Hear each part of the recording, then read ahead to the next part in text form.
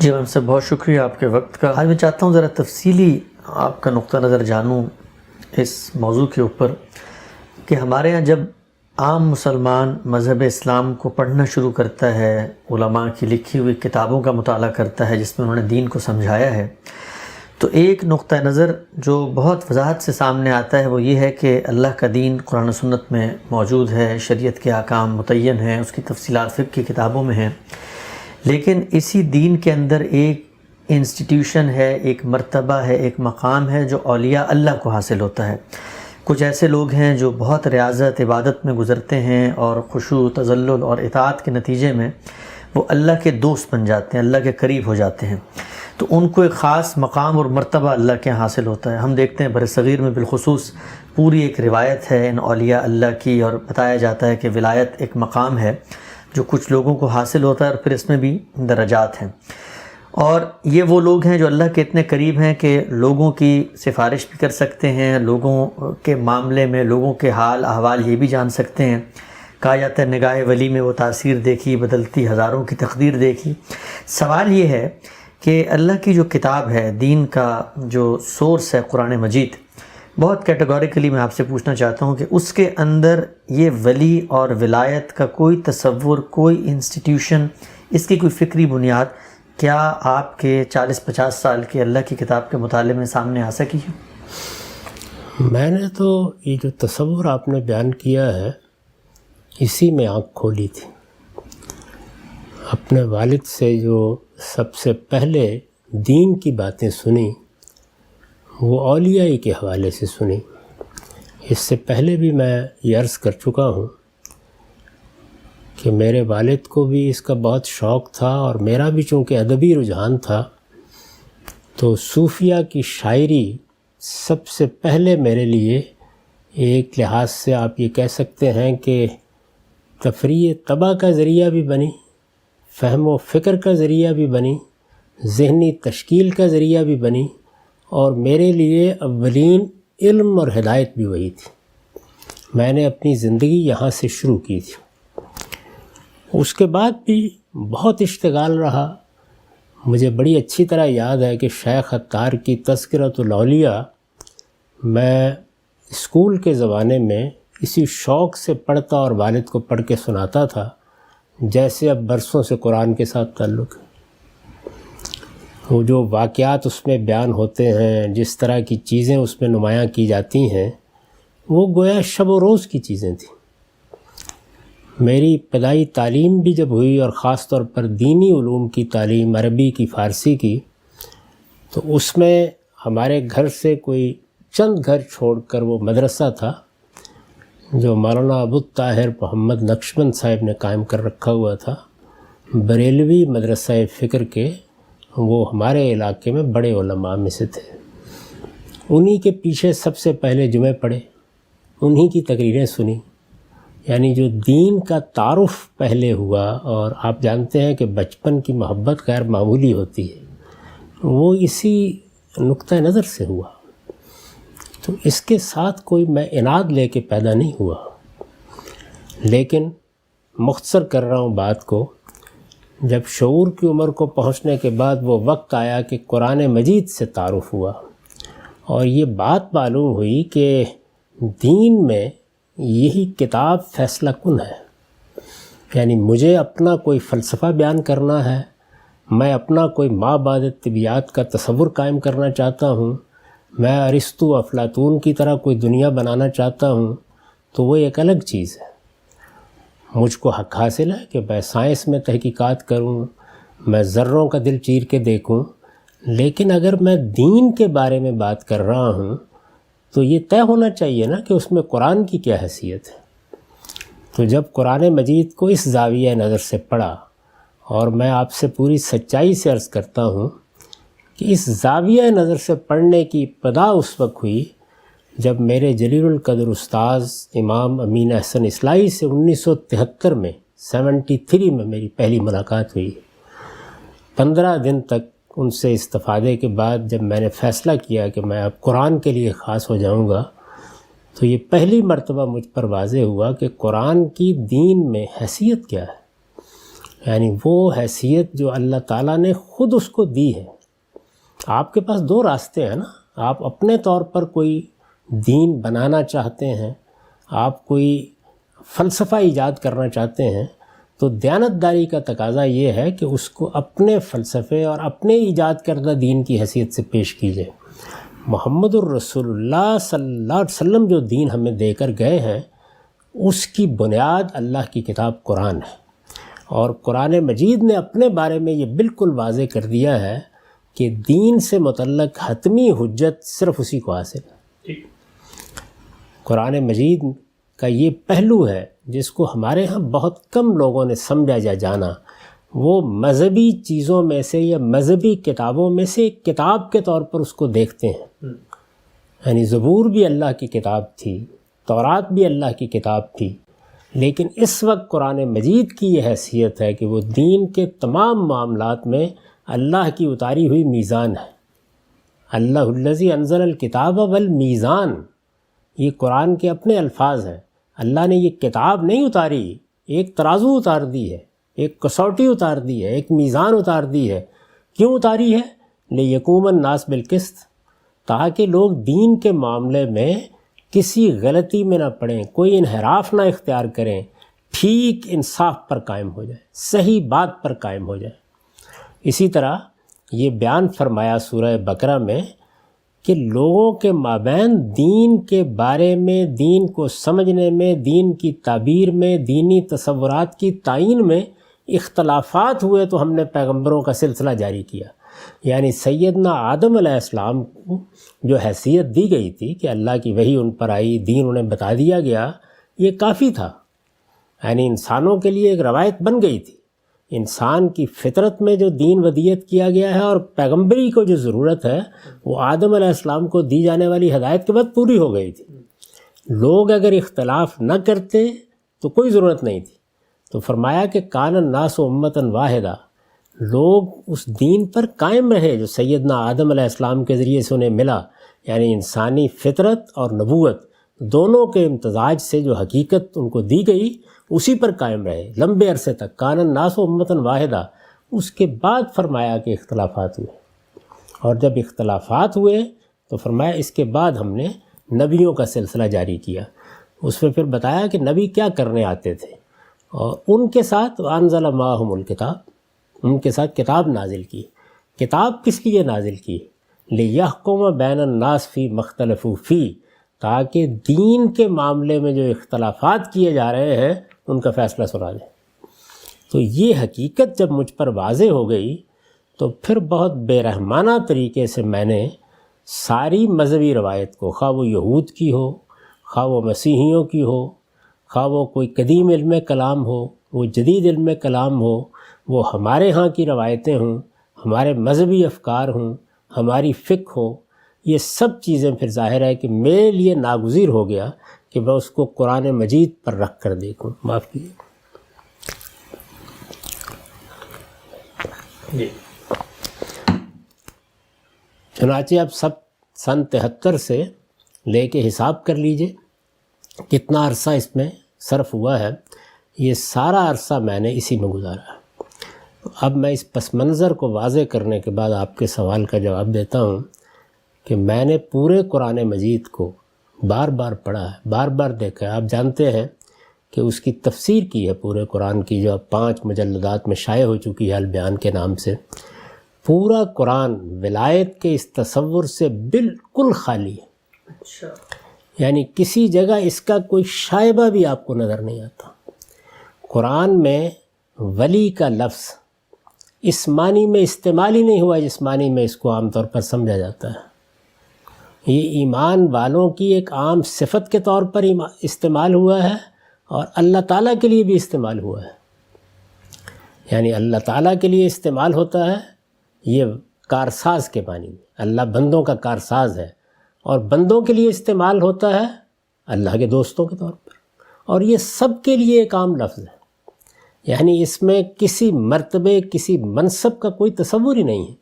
قرآن مراتب اور مناسب کو الگ سے بیان کرتا ہے. یہ اس کی اصطلاح ہی نہیں ہے سرے سے، یہ بہت بعد کی ایجاد ہے. اور اس کے نتیجے میں ایک پیرلل متوازی نظام کھڑا ہوا ہے ہمارے دین میں، یعنی ایسے لوگوں کے ذریعے سے یہ نظام کھڑا ہوا ہے جنہوں نے باقاعدہ اس کو ایک منصب بنایا۔ یہ منصب کیسے حاصل ہوتا ہے، اس کی اپنی ایک شریعت تصنیف کی جس کو طریقت کہا جاتا ہے۔ اس کے تحت باقاعدہ جس طرح ہمارے ہاں اولو العزم انبیاء ہیں، رسول ہیں، نبی ہیں، اسی طرح ایک پوری ہیرارکی قائم کی جس میں اوتاد ہیں، نجباء ہیں، غوث ہیں، کتب ہیں، قطب الاقطاب ہیں، یہ ایک پوری دنیا ہے۔ قرآن مجید اس بنیادی تصور یعنی ولایت سے خالی ہے، یہ اجنبی باتیں ہیں اس کے لیے، کسی جگہ اس کا کوئی ذکر نہیں ہے، یہ کوئی منصب ہی نہیں ہے سرے سے کہ جو قرآن نے بیان کیا ہو۔ میں نے اپنی کتاب میزان میں اخلاقیات کے ذیل میں ایک باب باندھا ہے کہ اخلاقیات کا ایک تو ہے نا عمومی احساس جس میں دنیا کے سارے لوگ شریک ہیں، اللہ تعالیٰ ہم سے کیا چاہتا ہے۔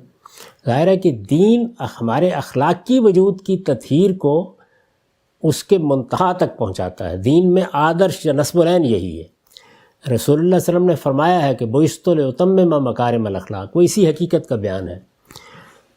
تو یہ جو دین ہے یہ آخری درجے میں ہمارے اندر کیا صفات پیدا کرنا چاہتا ہے، وہ میں نے سورہ احزاب کے حوالے سے ایک آیت نقل کی ہے، پھر اس کو بیان کیا ہے کئی صفات میں۔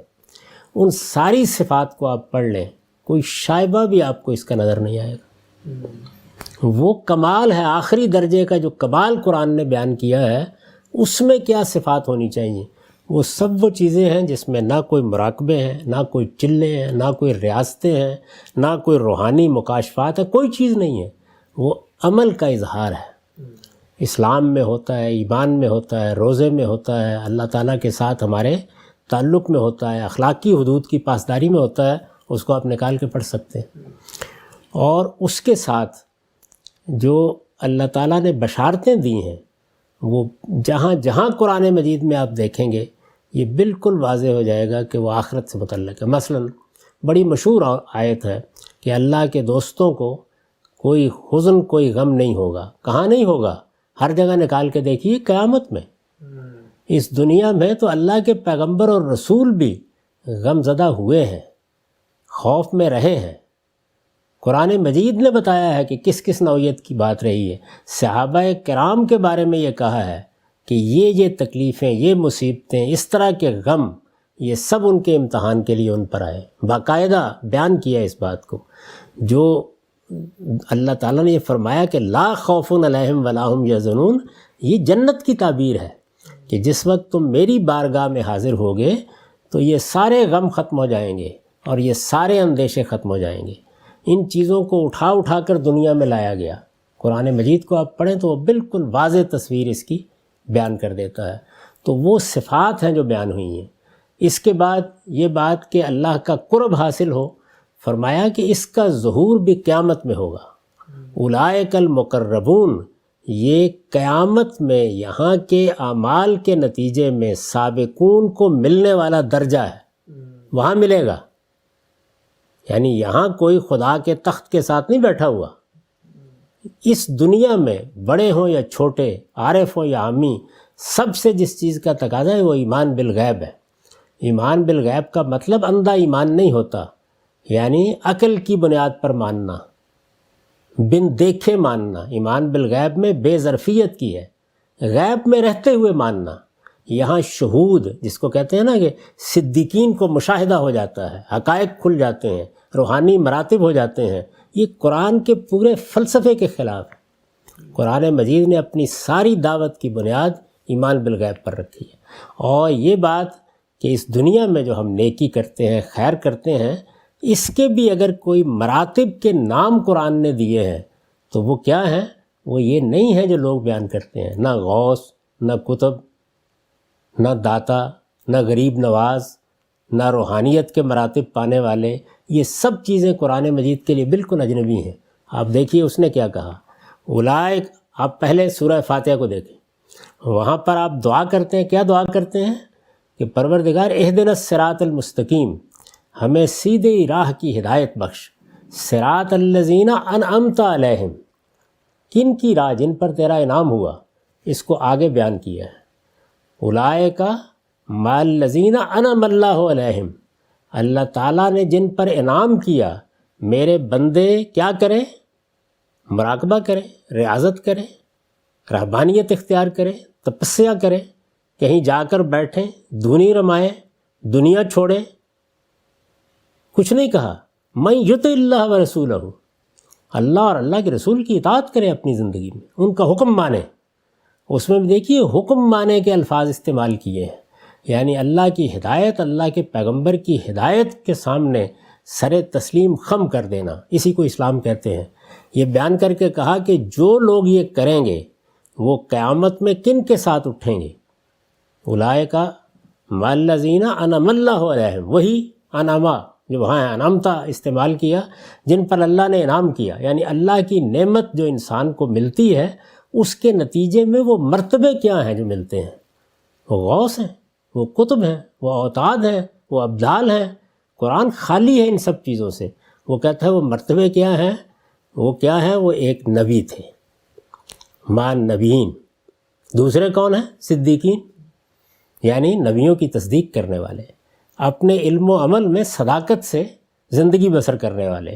اور اس کا ظہور صحابہ کرام کی جماعت میں کیسے ہوا کہ سب صدیقین ہیں اور سیدنا ابو بکر الصدیق ہے۔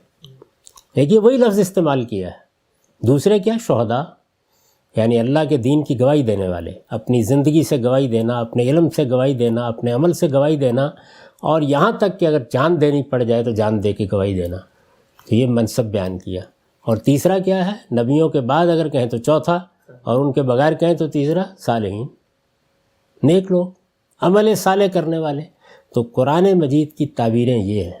وہ ان چیزوں سے واقف ہی نہیں ہیں، یعنی جب آپ ان سب تصورات کو لے کر قرآن کی بارگاہ میں جاتے ہیں تو ان سب چیزوں کو بالکل اگل کر پھینک دیتا ہے۔ یہ ہمارے ہاں جو دیکھیے رہبانیت پر تبصرہ کیا ہے، یہ فرمایا ہے کہ وَرَهْبَانِيَةً ابْتَدَعُوهَا، یہ رہبانیت ایک بدعت ہے جو لوگوں نے ایجاد کی، مَا كَتَبْنَاهَا عَلَيْهِمْ، ہم نے کبھی یہ لوگوں پر فرض نہیں کی تھی، ہم نے تو لوگوں سے صرف ایک بات کا تقاضا کیا تھا، إِلَّا ابْتِغَاءَ رِضْوَانِ اللَّهِ، کہ وہ اللہ کی خوشنودی چاہتے ہوئے اچھا عمل کریں، اپنی زندگی اللہ کو راضی کرنے کے جذبے کے ساتھ بسر کریں۔ واضح کر دیا بالکل، اور یہ کہا کہ یہ ہمارا دین نہیں ہے، نہ اس دین میں اس طرح کے کوئی تصورات ہیں۔ ایک ایک چیز کو اگر آپ دیکھتے چلے جائیں تو قرآن اس کی نفی کر رہا ہے، اور یہ بتا رہا ہے کہ یہ سب چیزیں جتنی ہیں یہ ایجاد بندہ ہیں، طبعزاد افسانے ہیں، لوگوں نے اختیار کر لیے ہیں۔ اللہ کے دین میں مراتب اگر کسی کے بیان کرنے ہوں تو کہیے کہ صدیق ہے، کہیے کہ شہید ہے، کہیے کہ صالح ہے۔ یہی الفاظ ہیں جو قرآن نے اختیار کیے ہیں۔ الفاظ معمولی چیز نہیں ہوتے، الفاظ میں جب آپ تبدیلی کرتے ہیں یا اصطلاح میں تبدیلی کرتے ہیں آپ پورے تصور کو تبدیل کر دیتے ہیں۔ تو یہ ولایت کا انسٹیٹیوشن جس میں پھر ختم ولایت کا منصب بھی پیدا ہو گیا، جیسے ختم نبوت ہے،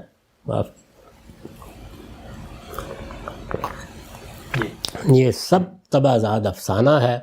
اللہ کے دین میں نہ یہ کوئی مرتبہ ہے، نہ اس کا کوئی کہیں ذکر ہے، کوئی چیز بھی نہیں۔ اس میں جو ایک دو روایتیں بیان کی جاتی ہیں ان کے اوپر محدثین کی جریں پڑھ لیں۔ بخاری کی وہ جو روایت ہے مشہور، یتقرب علیہ بالنوافل، اس کے اوپر امام ذہبی کی تنقید پڑھ لیں۔ تو یہ سب چیزیں در حقیقت قرآن مجید کے لیے بالکل اجنبی چیزیں ہیں۔ وہ پوری بات بیان کرتا ہے، یعنی یوں نہیں ہے کہ پوری بات بیان نہیں کرتا۔ اس میں جو بہت بڑا ظلم ہوا ہے وہ یہ ہے کہ مقاصد کے الفاظ قرآن سے لے لیے گئے ہیں۔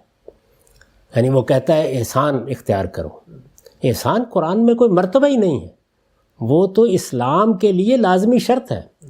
یعنی خدا کو حاضر ناظر مان کر اللہ کے دین پر عمل کرنا، اس کے بغیر عمل ہو کیسے سکتا ہے؟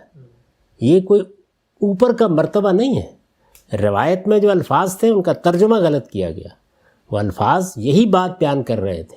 جب پوچھا گیا کہ احسان کیا ہے تو آپ نے فرمایا کہ تم ایسے اللہ کی بندگی کرو کہ گویا تم اس کو دیکھ رہے ہو، اگر تم اس کو نہیں دیکھتے تو کیا فرق ہوا، وہ تو تمہیں دیکھ رہا ہے۔ یعنی یہ احساس پیدا کرو اپنے اندر، اور یہ احساس کیا ہے، اسے دو لفظوں میں ادا کیے تو خدا کو حاضر ناظر سمجھ کے، یعنی نماز پڑھتے ہو تو یہ خیال کر کے پڑھو کہ تمہارا خدا دیکھ رہا ہے، چھدا اتارنے کے لیے نہیں۔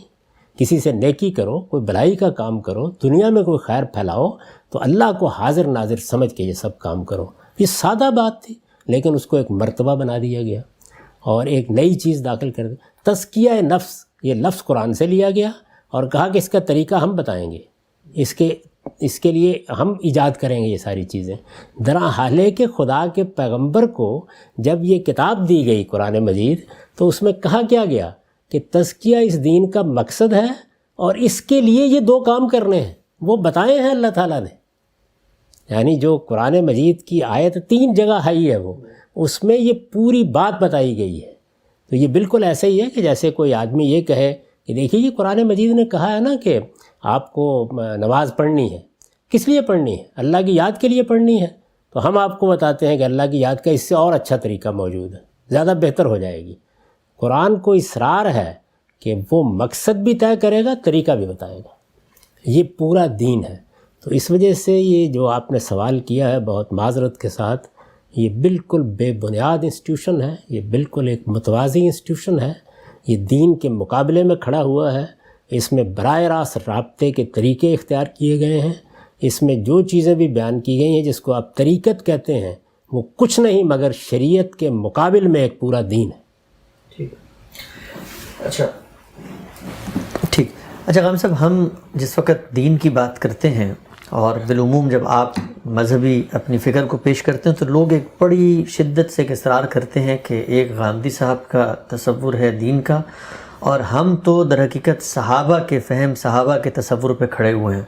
میں دوبارہ بالکل کیٹیگوریکلی، اس طرح میں نے قرآن کے بارے میں پوچھا، قرآن رسول اللہ صلی اللہ علیہ وسلم لائے تو پہلے مخاطبین آپ کے وہ ساتھی، آپ کے وہ جلیل القدر صحابہ کرام ہیں جن کے بارے میں اللہ نے یہ گواہی دی ہے کہ نہ دین کو پہنچانے کے معاملے میں کوئی خیانت ہے اور اللہ ان سے راضی ہے۔ وہ جو اولین مخاطبین ہیں ان کا طرز عمل اس پورے تصور کے بارے میں جو ہمارے صوفیہ بتاتے ہیں، یعنی 4 سلسلے ہیں، چشتیہ، سہروردیہ، قادریہ اور نقشبندیہ۔ آغاز ہوتا ہے مثلا آپ کے ذکر بالسر یا ذکر اعلانیہ سے، اور پھر قلب جاری ہوتا ہے، اور اس کے بعد فنا فی الشیخ، فنا فی رسول، فنا فی اللہ کے مراحل۔ یہ جو پورا نظام فکر ہے صحابہ کرام میں، پھر میں کیٹیگوریکلی سوال پوچھتا ہوں آپ سے، کوئی ایسی شخصیت، کوئی ایسا بزرگ جنہوں نے اللہ کے رسول کے رخصت ہو جانے کے بعد ان میں سے کسی ذریعے کو اپنایا ہو اور تقرب اللہ کے لیے یہ جو پیرلل چیز ہے اس کی کوئی تصدیق یا تصویب یا تائید کی ہو؟ میں نے اس طرح آپ سے عرض کیا نا کہ جب میں نے ایک طالب علم کی طور پر قرآن کو پڑھا اور قرآن مجید کے لفظ لفظ کو کھنگال کر دیکھنے کی کوشش کی تو معلوم ہوا کہ یہ سب کچھ اس کے لیے اجنبی ہے۔ یہ رسول اللہ کی زندگی اور صحابہ کے لیے بھی بالکل اجنبی چیزیں۔ ان کے ہاں ان میں سے کوئی اصطلاح کبھی آپ نے دیکھا کہ استعمال ہوئی؟ کوئی حدیث کے ذخیرے میں، کوئی آثار صحابہ کے ذخیرے میں کبھی یہ اصطلاحات استعمال کی گئیں؟ کبھی اس طرح کے واقعات ان کو پیش آئے؟ کبھی اس طرح کی کرامتوں کا صدور ان سے ہوا؟ کوئی چیز آپ کو نہیں ملے گی۔ وہی تصور جو قرآن نے دیا ہے وہ اس کا بہترین نمونہ تھے، اور ان کے حق میں قرآن کی شہادت ہے کہ کنتم خیر امتن، وہ بہترین گروہ تھا جس کو اللہ تعالیٰ نے دین کی شہادت کے لیے دنیا کے لیے مبعوث کیا۔ یہ بہت بڑا اعزاز ہے جو قرآن مجید نے ان کے لیے بیان کیا ہے۔ لیکن وہاں کیا ہے؟ یعنی اللہ کی کتاب اور پیغمبر، بس جو دین ان سے ملا اس کا وہ نمونہ ہے، اور اس میں کیا ہے؟ وہی چیزیں ہیں جو میں بارہا بیان کرتا ہوں، یعنی عبادات ہیں، اور ان میں بھی ہر سطح کے اوپر اس کا التزام ہے۔ یعنی ایک بدو کی سطح پر بھی ہے، عمر و ابوبکر کی سطح پر بھی ہے، لیکن وہ چیز ایک ہی ہے، یعنی اس میں کوئی فرق واقع نہیں ہوتا۔ جو بھی زندگی ہے ان کی وہ اسی کا بہترین نمونہ ہے۔ اسی لیے حضور نے یہ فرمایا بھی کہ اگر تم یہ کبھی فیصلہ کرنا چاہو تو یہ دیکھا کرو کہ ما انا علیہ واصحابی، میں اور میرے صحابہ کا طریقہ کیا ہے۔ تو اس میں کہیں یہ چیز نہیں ملتی۔ رسول اللہ صلی اللہ علیہ وسلم کے بعد جب خلفائے راشدین نے نظم سنبھالا ہے، بڑے بڑے مسئلے پیش آئے ہیں ان کو جن میں انہوں نے بحثیں کی ہیں۔ آج ان کی بعض آراء پر نقد کیا جاتا ہے، لیکن وہ بالکل انسانی طریقے پر ہوا ہے۔ یعنی نہ یہ کوئی روحانیت کے محافل، نہ مجالس، نہ اس طرح کی زندگی۔ ان میں سے کوئی تجارت کر رہا ہے، کوئی بازار میں بیٹھا ہوا ہے، کوئی ریاست کی ذمہ داریاں انجام دے رہا ہے، کوئی عمال کی حیثیت سے اپنی خدمت انجام دے رہا ہے۔ یعنی وہ دنیا ہی بالکل اور ہے اس سے بالکل مختلف ہے. یہ تعبیریں، یہ اصطلاحات کہیں بھی نہیں ہیں. بعض ضعیف قسم کی روایتوں سے لوگ استدلال کرتے ہیں، لیکن یہ واقعہ ہے کہ اس موقع کے اوپر ہر آدمی کو سوچنا چاہیے کہ کیا یہی طریقہ ہے دین کو سمجھنے کا. قرآن مجید کو سامنے رکھ کر، اس کے پورے فریم کو سامنے رکھ کر پیغمبر کی زندگی کو بھی دیکھنا چاہیے اور صحابہ کرام کی زندگی کو بھی دیکھنا چاہیے. اس طرح کی کوئی چیز کسی مرحلے پر آپ کو نہیں ملتی. اور یہ جو عام طور پر قصے جیسے ساریہ کر ہے یا ساریت الجبل، اسی طرح نیل کے نام خط، آپ تحقیق کر کے دیکھ لیجئے، کوئی حیثیت نہیں ہے ان قصوں کی. یعنی یہ بالکل جھوٹی روایتیں ہیں جو بعد میں ضعیف جھوٹی روایتیں جو منسوب کر دی گئیں، اور وہ بھی کوئی ایک آدھ بڑی مشکل سے جا کے اس طرح کا واقعہ تلاش کرتے ہیں. یہاں پوری زندگی کا نقشہ ہی دوسرا ہے. چنانچہ پھر یہ جو بزرگ حضرات ہیں خود ان کو یہ مشکل پیش آتی ہے. چنانچہ ایک بڑی ہستی ہیں، میں ان کا نام نہیں لینا چاہتا، ان کی عبارت میں نے نقل بھی کر دی ہوئی ہے. انہوں نے جب یہ سوال اٹھایا کہ آخر کیا وجہ ہے، یہ ایک طرف ہمارے مشائخ ہیں اور ہمارے اولیاء ہیں کہ جن سے تو کسی گناہ کا صدور نہیں ہوتا، صحابہ کرام سے ادھر غلطی بھی ہو جاتی ہے، گناہ بھی ہو جاتے ہیں. تو اس کی پھر انہوں نے دلیل دی کہ اصل میں تو چونکہ دین کو پائے تکمیل تک پہنچنا تھا، تو اس لیے صحابہ نے گناہ کر کے تکوینی طور پر دین کی تکمیل کا ذریعہ بننے کے لیے اپنے آپ کو پیش کر دیا. اور وہاں مصرع نقل کیا ہے کہ تو مشق ناز کر خون دو عالم میری گردن پر، تو مشق ناز کر خون دو عالم میری گردن پر. تو یہ افسانہ ترازی ہے، ان کی کوئی حقیقت نہیں ہے. ایسی چیزوں کے معاملے میں ہمیشہ یعنی آپ کے پاس دو راستے ہیں، یا آپ اللہ کی کتاب کو دین کا ماخذ بنائیں گے، اس کی بنیاد پر دین کی بات اس کی بنیاد پر کریں.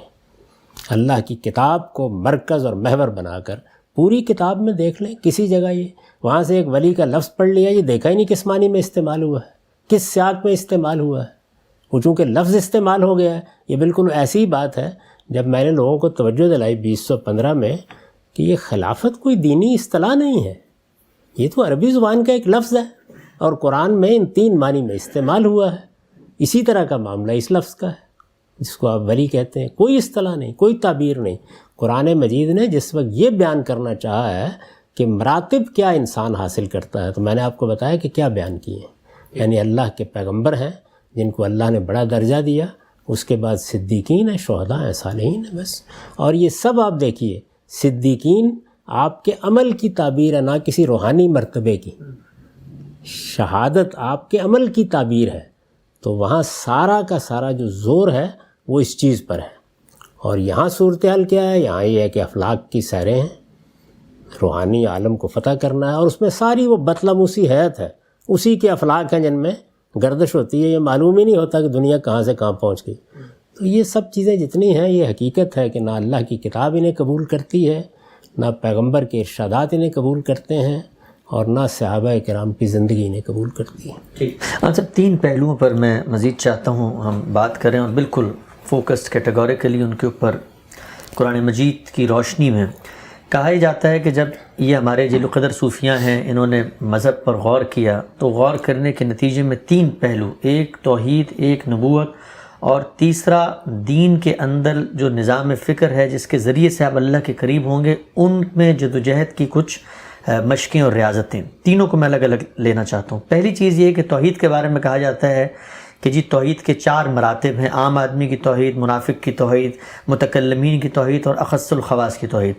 تو اور اس کی پھر ایک توجیہ پیش کی جاتی ہے کہ بھائی یہ سب ضروریات آپ عملی زندگی میں جائیں تو پیدا ہوگی. جب بحث پیدا ہوگی تو متکلم توحید بتائے گا، منافقین ہوں گے تو ان کی ایک توحید ہوگی، عام مسلمان کی توحید ہے، لیکن خالص توحید کی یہ کیٹیگرائزیشن کرنی پڑے گی. سوال میرا آپ سے یہ ہے کہ توحید کی یہ کیٹیگرائزیشن کیا اللہ کی کتاب قرآن مجید میں کسی مقام کسی جگہ پر ہوئی ہے، اور عقلی طور پر کیا یہ قرآن کی روشنی میں کیٹیگرائز کی جا سکتی ہے؟ دیکھیے، توحید اللہ کی صفات کمال میں سے ایک صفت ہے. آپ میری کتاب میزان میں دیکھیے، وہاں میں نے یہ بتایا ہے کہ جب ہم اللہ پر ایمان لاتے ہیں تو اس ایمان میں ہمیں یہ جاننا چاہیے کہ ہم کس ہستی پر ایمان لا رہے ہیں. اس ہستی کی کیا ذات کا کوئی تعارف قرآن کراتا ہے؟ نہیں کراتا، بلکہ تنبیہ کرتا ہے کہ اس کی ذات تمہاری گرفت میں نہیں آ سکتی. اس کی ذات کے لیے کوئی تمثیل بھی موجود نہیں ہے کہ تم اس کا جنت کی چیزوں کی طرح تصور کر سکو. لیس کمثلہ شیء.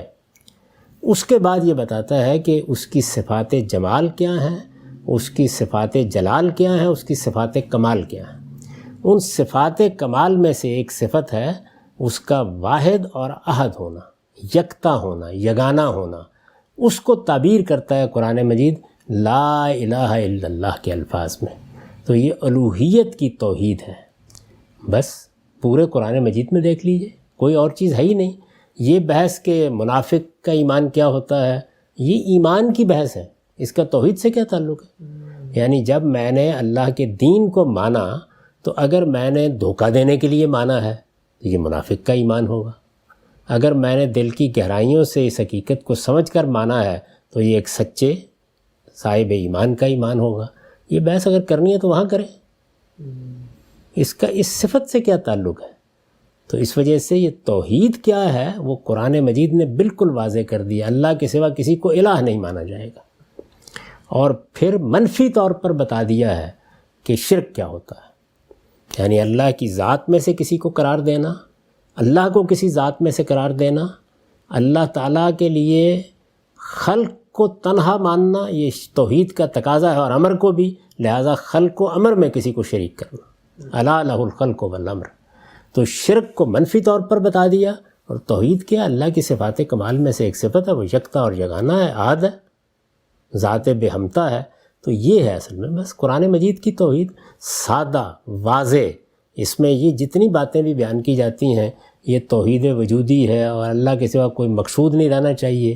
قرآن اس سے بالکل خالی ہے، یہ اس کی بحث ہی نہیں ہے.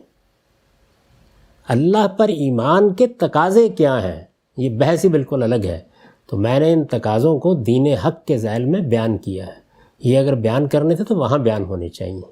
تقاضے کیا ہیں، اور وہ تقاضے بھی اللہ کی کتاب بتائے گی کیا ہیں. پوری کتاب میں شروع سے لے کے آخر تک کہیں پڑھ جائیے، کہیں یہ تقاضا کیا گیا ہے کہ تم اگر یہ مانو گے کہ اللہ کے سوا کوئی موجود ہی نہیں ہے تو یہ توحید کا کمال ہوگا. کہاں کہا گیا ہے؟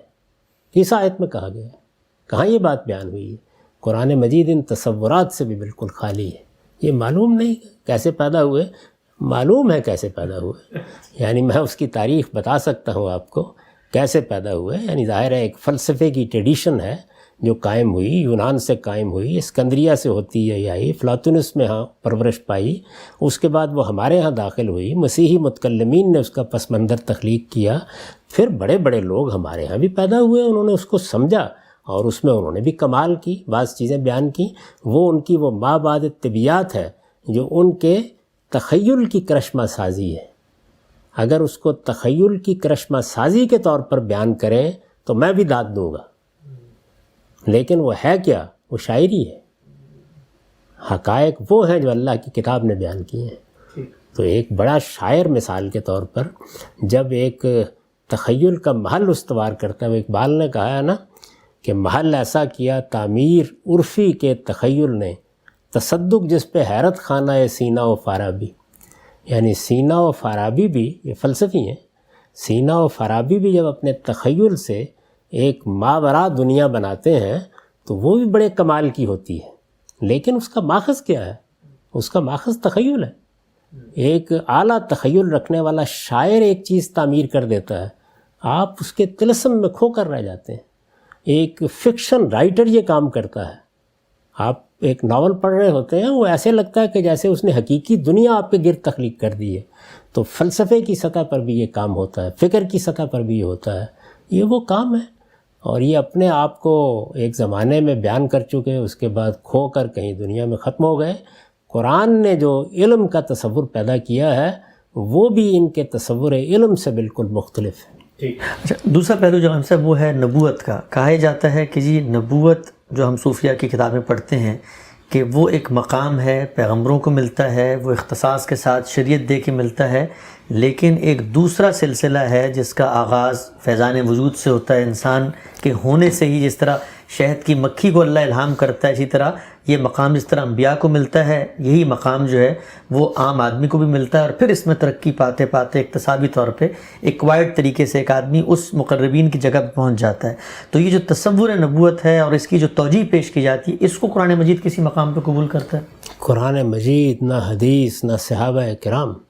خود سوچیں کہ یہ جو نبوت عامہ کی تعبیر اختیار کی گئی ہے، یعنی یہ کیوں ضرورت پیش آئی ہے، کیا وجہ ہے؟ وہ تو بڑی سادہ بات تھی جو قرآن میں بیان ہوئی ہے کہ ایک جبلی وحی ہوتی ہے، وہ لفظ کا استعمال ہے، یعنی وحی یا اللہ کی طرف سے رہنمائی یہ جبلی حیثیت سے بھی ہوتی ہے، اضطراری طور پر بھی ہوتی ہے۔ یعنی یہ جو ہمارے لیے اللہ تعالیٰ نے علم کے راستے کھولے ہوئے ہیں، وہ مسیحی ہوں، وہ ہندو ہوں، کوئی ہوں، جس وقت انسان اس دنیا پر غور کرتا ہے تو آپ دیکھیں کہ سائنسدانوں کو بھی بعض اوقات ایک چیز سوجھ جاتی ہے۔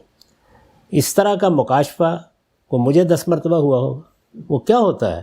یعنی آپ کسی چیز پر غور کر رہے ہیں، سمجھنے کی کوشش کر رہے ہیں، اچانک معلوم ہوتا ہے کہ چیز آپ پر واضح ہو گئی۔ ہوتا ہے اس دنیا میں۔ اس کا کیا تعلق ہے اس سے؟ جو وہی زیر بحث ہے، پیغمبروں کی وحی یا الہام پیغمبروں کا زیر بحث ہے، وہ اللہ کا کلام ہے، مخاطبہ الہی ہے۔ مخاطبہ الہی کی کوئی دوسری صورت اس دنیا میں موجود ہی نہیں، وہ کبھی اکتسابی نہیں ہوتا، یعنی اس کا اکتساب کیا ہی نہیں جا سکتا۔ یوں نہیں ہے کہ آپ جد و جہد کریں گے اور اس کے نتیجے میں اللہ تعالیٰ آپ کو اس مرتبے پر فائز کر دیں گے۔ یہ منزل ہی نہیں ہے جو قرآن نے دکھائی۔ نبوت محبت ربانی ہے، وہ اس طرح ملتی ہے جس طرح کہ سیدنا موسیٰ کا واقعہ قرآن نے بیان کیا ہے۔ یعنی سردی کا موسم ہے، رات کا وقت ہے، کوئی خواب و خیال میں بھی نہیں ہے، اچانک آواز آتی ہے اور کہا جاتا ہے یہ ذمہ داری دے دی گئی ہے۔ رسالت مآب صلی اللہ علیہ وسلم کے ساتھ بھی بالکل ایسے ہی ہوا ہے۔ تو یہ نبوت جو ہے وہ اللہ کی طرف سے دیے جانے والا ایک منصب ہے، یہ کوئی جد و جہد کر کے، اتباع کر کے، پیروی کر کے حاصل کرنے کی چیز نہیں ہے۔ یہ قرآن کے لیے بالکل اجنبی چیز ہے، یہ کہ ایک تابع کی حیثیت سے آپ کو نبوت ملے، امتی کی حیثیت سے نبوت ملے۔ کیا چیز ہوتی ہے؟ نبوت کا ایک ہی منصب ہے، فرق صرف یہ ہے کہ بعض نبیوں کو نبی کی حیثیت سے بھیجا جاتا ہے اور بعض کو رسالت کا منصب دیا جاتا ہے۔ تو وہاں رسول اور نبی یعنی دونوں کے اندر اللہ کا مخاطبہ ہوتا ہے، اللہ کی وحی ہوتی ہے، وہ وحی کلام ہے اللہ تعالیٰ کا۔ جو شہد کی مکھی کو وحی ہوتی ہے یا اضطراری طور پر انسان کو ہدایت ملتی ہے، جس کو بیان کیا ہدیناہ السبیل، جس کو بیان کیا ہدیناہ النجدین، وہ کوئی محسوس کلام نہیں ہوتا اللہ تعالیٰ کا، وہ امر الہی ہے جو نازل ہوتا ہے، اور اس کو بیان کیا قدر فہدا۔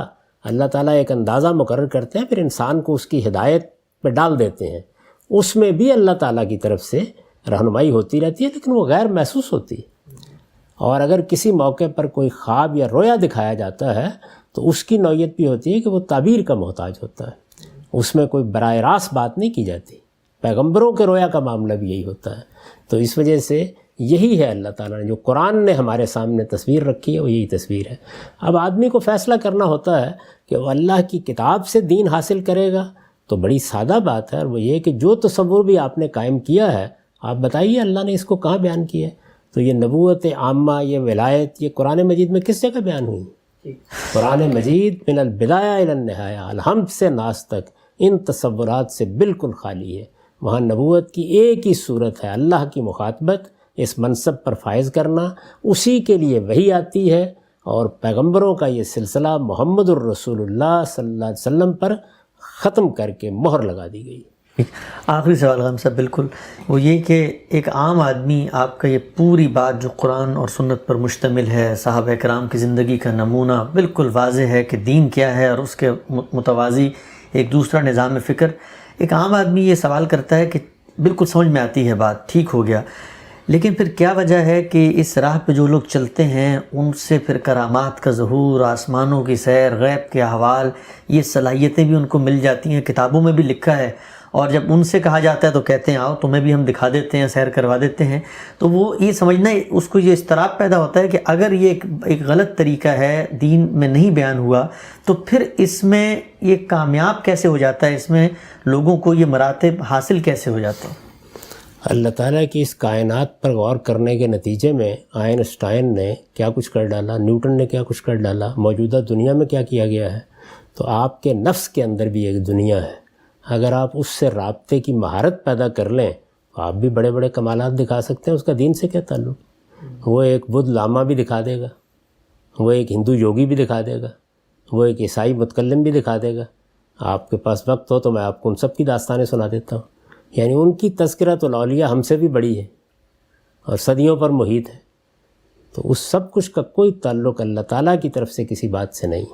اللہ تعالیٰ کی بات وہی ہے جو اللہ کی کتاب نے بیان کر دی ہے، جو محمد الرسول اللہ نے بیان کر دی ہے، جو صحابہ کی زندگی میں نمایاں ہو گئی ہے. دین جاننا ہے تو بس اس سے آگے کچھ نہیں. اپنا کوئی فلسفہ بنانا ہے تو اپنے فلسفے کے طور پر پیش کیجئے. ہم ہیگل اور کانٹ کو بھی پڑھتے ہیں، دیکارت کو بھی پڑھتے ہیں، آپ کو بھی پڑھ لیں گے، سن لیں گے. لیکن یہ کہ اس کو دین کے نام پر پیش کریں گے تو پوسٹ مارٹم کر دیا جائے گا اس کا. ٹھیک ہے، ہم سب بہت بہت شکریہ آپ کے وقت کا. یہاں نشست کا خاتمہ کرتے ہیں.